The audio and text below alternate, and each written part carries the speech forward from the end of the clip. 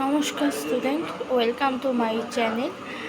তোমরা সবাই আশা করি কেমন আছো, খুব ভালো আছো নিশ্চয়ই। আজকে আমি তোমাদের সংস্কৃত পাঠ ঠিকটা বলবো, মানে যে কোশ্চেনগুলো তোমাদের আলোচনা করছিলাম সেখানে ডান দিক থেকে বাম দিকে যে তালিকা উপযুক্ত পদগুলো পাশাপাশি বসিয়ে বাক্য গঠন করো সেটাও দিয়েছে। ওকে, তাই চলো শুরু করছি। এই দাও, আমি এখান থেকে তোমাদের পুরোটা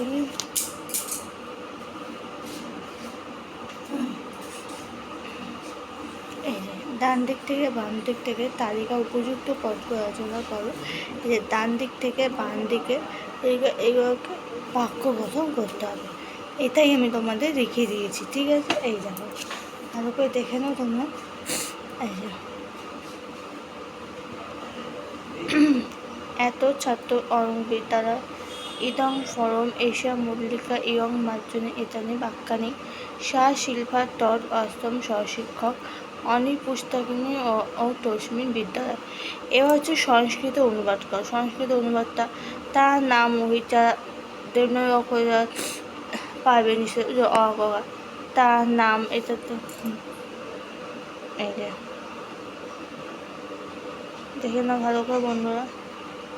আজকে এইটুকুই। আজকে এই চ্যাপ্টারটা তোমাদের আমি কমপ্লিট করে দিলাম নম্বর 1 সংস্কৃতে। ওকে, আশা করি তোমাদের এই সাবজেক্টটা ভালো লাগছে পড়তে। ও সংস্কৃত খুব ভালো সাবজেক্ট, কিন্তু একটু পড়লেই তোমরা পেরে যাবে। শুধু তোমাদের দেবনাগরী অক্ষরটা ফলো করতে হবে, ভালো করে প্র্যাকটিস করতে হবে। আর উচ্চারণ ভালো করে করলেই তোমরা সংস্কৃতে খুব ভালো মার্কস পাবে।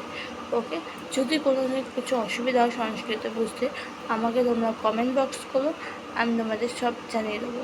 ওকে, তো আজকের মতো এখানে ভিডিওটা এন্ড করছি।